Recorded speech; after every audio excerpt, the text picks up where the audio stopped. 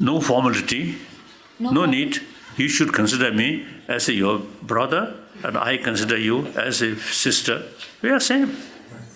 Mentally, emotionally, physically, except it's different organs, otherwise same.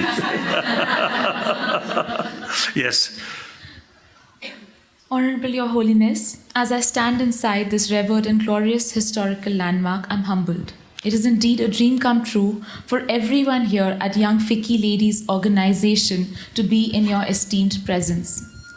A big thank you from all of us present here in honoring us by hosting us at your residence today. We're immensely grateful to you for taking out time from your busy schedule. Your Holiness, your contribution in maintaining and carrying on the legacy will be written in golden letters.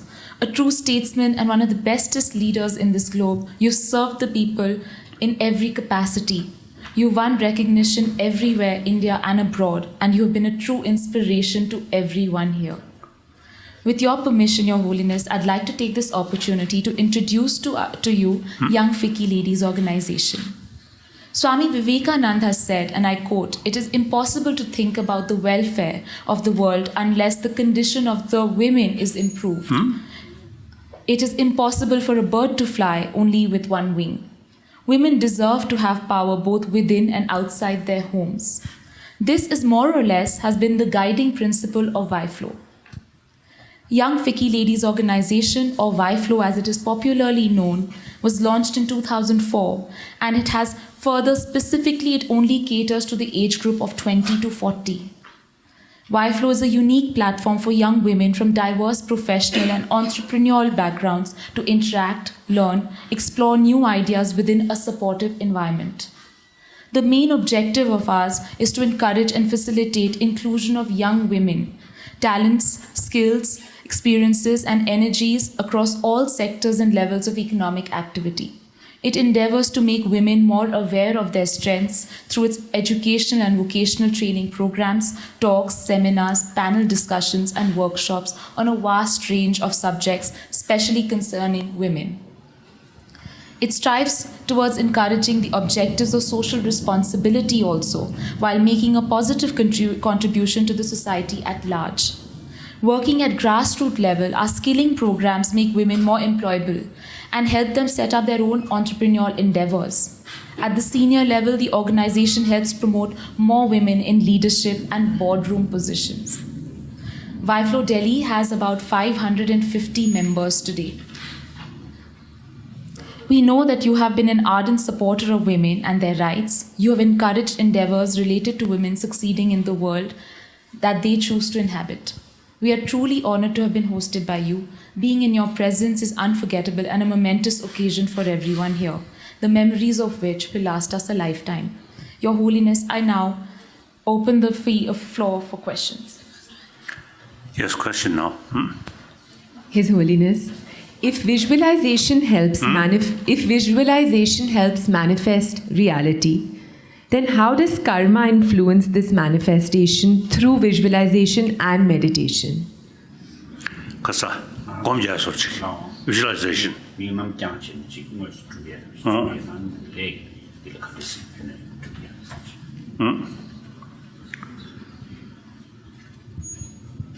I think visualization,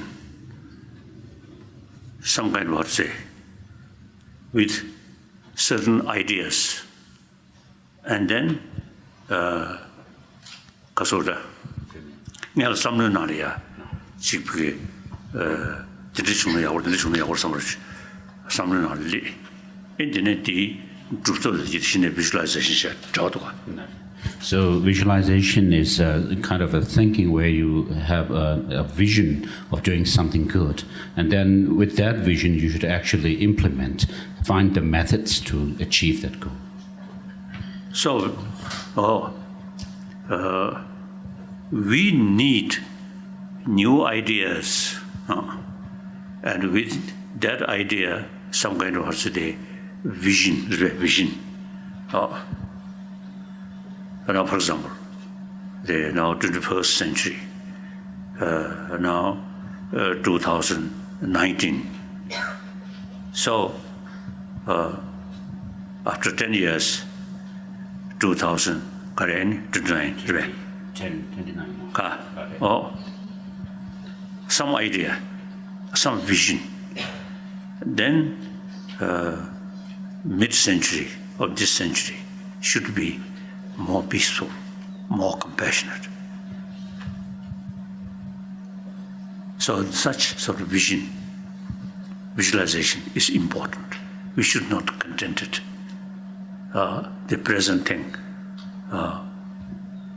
In spite, I think, our effort since, I think, last a few centuries, and utilize scientific sort of because of research work and technology and hoping to bring more happier humanity.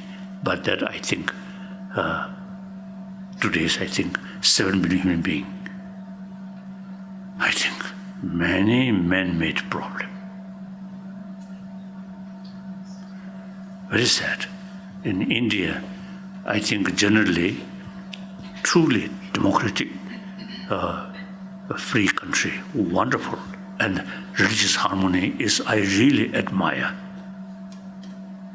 Our neighbor Afghanistan and Pakistan and these two area, the same Muslim, one Allah, Quran, 5-time prayer, but in the name of Sunni and Shia killing. Very sad, very sad. So since this country, over billion populated nation, religious harmony there. So it is possible. So I often used to telling my religious friend, including Muslim, I think Indian Muslim should make some effort to show other Muslim brothers, sisters. You see, killing on the basis of Shia and Sunni is meaningless, baseless. And Christian and Muslim. And then Burma, unfortunately, Buddhist, Muslim. I think these too narrow-minded, too short-sighted. So in such sort of things now happening, so Indian religious people should be more active to show religious harmony is possible. Over a billion populated nation here, all major religious traditions live together, mutual respect, no problem. So I think India, and then another sort of important thing is today's our education system very much oriented material value. There's also, you see, understandable the education which you are carrying in this country. Originally, Britisher introduced, isn't it? The Britisher Judeo-Christian tradition. God, God, God. India's tradition, over 3,000 years, the practice of shamatha, practice of vipassana. These are method of transforming our emotion. Buddha himself, product of these Indian tradition. So with these sort of thinking, and this country, over 3,000 years, concept of ahimsa. In order to carry ahimsa, you should respect others' life. So here, karuna, there. These, not just prayer, but through training our mind. So shamatha and vipassana develop in this country. So I think training of mind, I think in this country's cultural heritage already there. Now, quite pity thing is modern India not much pay attention. Just follow the education, the Western world, British introduce you, everybody admire. So sometimes I teasing my Indian friend, this physical, not Indian, Tibetan, but my mind, I'm more Indian than these modern Indian. Your mind more Westerner.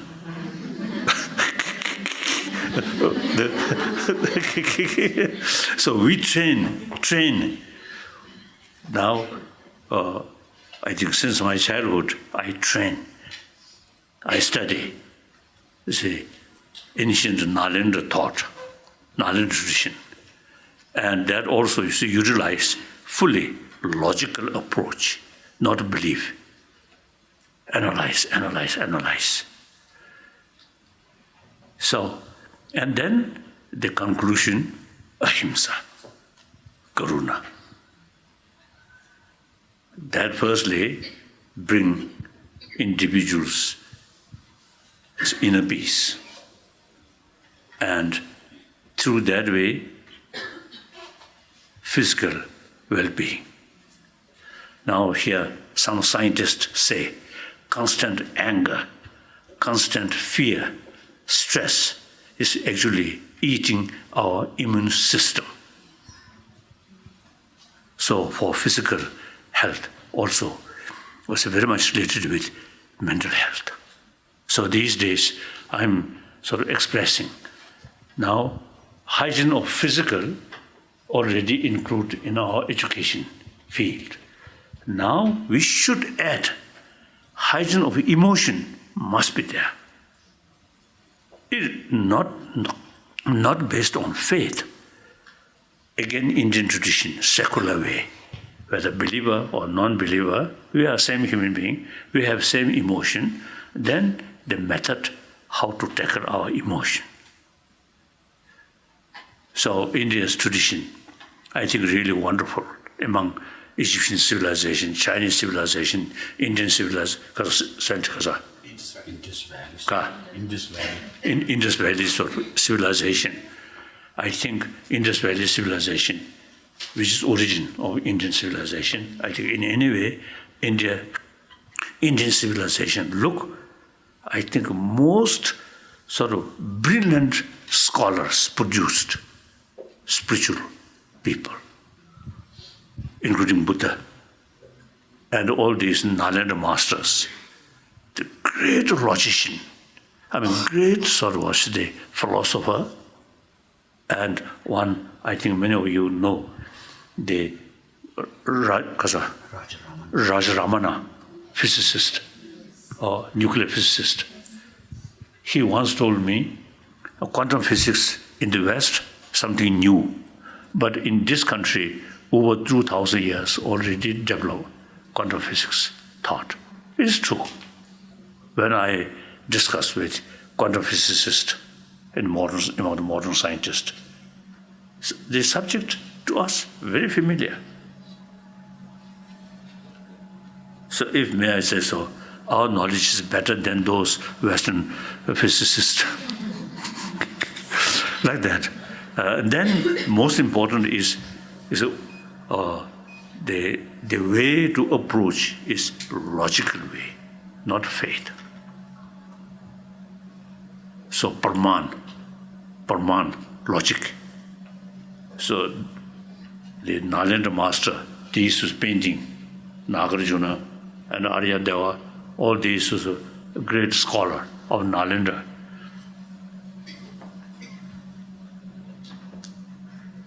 When we examine their writing as our textbook, so we study these texts, I really feel, deep admiration, their brain, really sharp mind, everything, investigation, not faith.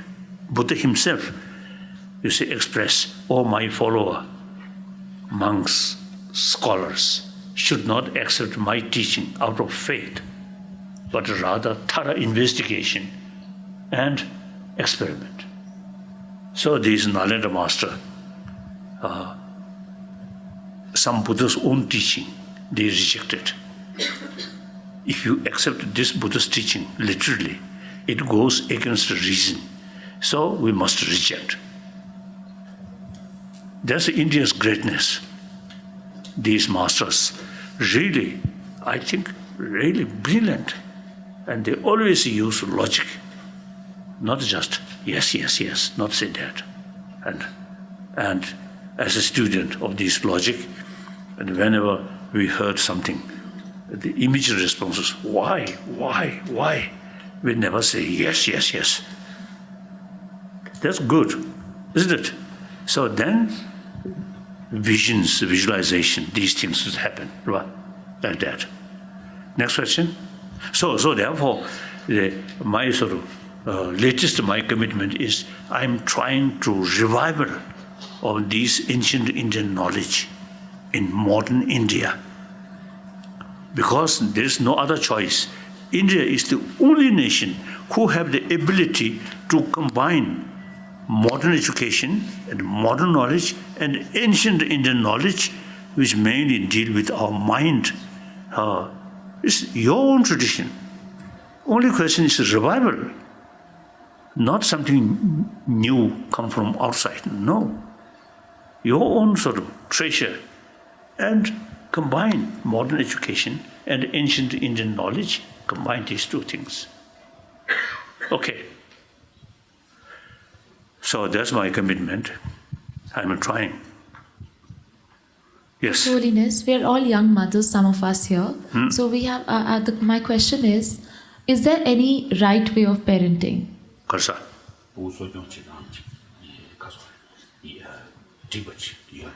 Kare.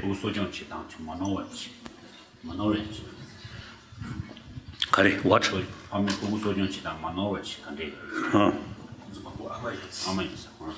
I think even animal, dogs, I think they are quite expert to look after their puppy, their young.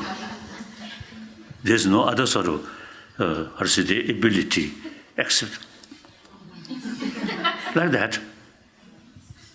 So we also human being, as I mentioned earlier, is biologically taking care fully about the child.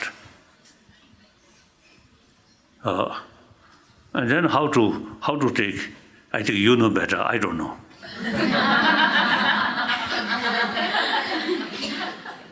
Next question. His Holiness, thank you for having us here today. My question is, how do you inculcate a feeling of gratitude in our children today?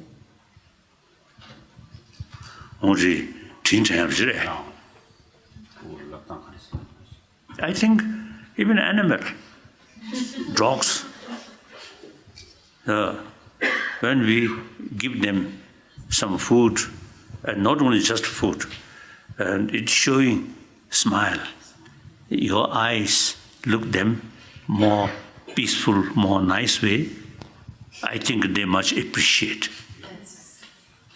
Isn't it? So, not just feeding, but showing human love, affection, they appreciate. So we human beings also, you see, by nature, this is someone taking care and show you affection. Automatically response the same way. I feel that.